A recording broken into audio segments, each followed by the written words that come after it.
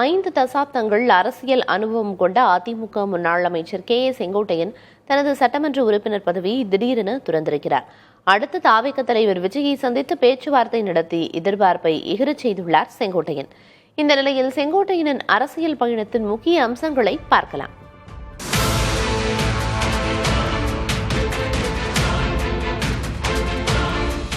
ஆயிரத்து 1972 எம்ஜிஆர் கட்சி தொடங்கிய போது அதிமுகவில் இணைந்தார் செங்கோட்டையன்.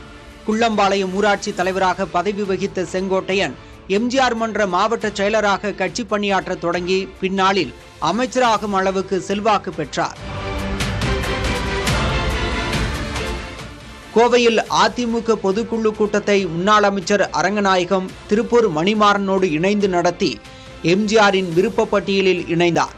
எம்ஜிஆர் உருவத்தை பச்சை குத்தி கொண்ட பழம்பெரும் தொண்டர்களில் செங்கோட்டையனும் ஒருவர். 1977 ஆண்டு நடந்த சட்டப்பேரவை தேர்தலில் போட்டியிட்டு முத்தான வெற்றியை பெற்றவர். அந்த காலகட்டத்தில் காங்கிரசின் கோட்டையாக கருதப்பட்ட சத்தியமங்கலத்தை கைப்பற்றி கவனம் ஈர்த்தார்.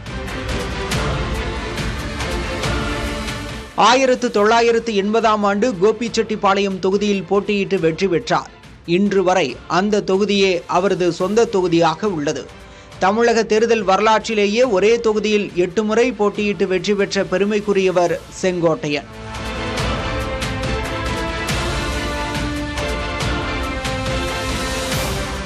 எம்ஜிஆர் மறைவுக்கு பிறகு அதிமுக இரண்டாக பிளவுபட்ட போது ஜெயலலிதா பக்கம் நின்றவர். ஜெயலலிதாவின் தேர்தல் பரப்புரைகளுக்கு திட்டம் வகுத்து கொடுத்து பாராட்டை பெற்றவர். ஜெயலலிதா ஆட்சி காலத்திலும் கட்சியில் அவருடைய செல்வாக்கு மங்காமல் இருந்தது. தலைமை நிலைய செயலர் உள்ளிட்ட முக்கிய பதவிகளை வகித்திருக்கிறார். அதிமுக மாநாடுகளை வெற்றிகரமாக நடத்திய வரலாறும் செங்கோட்டையன் வசம் உள்ளது.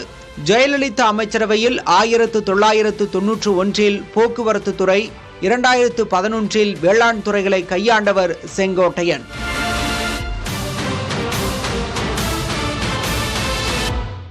2001 செங்கோட்டையனுக்கு தேர்தலில் போட்டியிட வாய்ப்பு மறுத்த ஜெயலலிதா 2011 ஆண்டு தனிப்பட்ட காரணங்களால் செங்கோட்டையனிடம் இருந்த அமைச்சர் பதவியை பறித்தார். ஜெயலலிதா மறைவுக்கு பிறகு எடப்பாடி பழனிசாமி தலைமையில் 2017 அமைந்த தமிழக அமைச்சரவையில் செங்கோட்டையன் இடம்பெற்றிருந்தார். தொடர்ந்து கட்சியின் அனைத்து செயல்பாடுகளிலும் சுமூகமான முகத்தையே காட்டி வந்த செங்கோட்டையன் அண்மையில் ஒன்றுபட்ட அதிமுக வேண்டும் என போர்க்கொடி உயர்த்தினார். இதனால் கட்சியிலிருந்து நீக்கப்பட்டார்.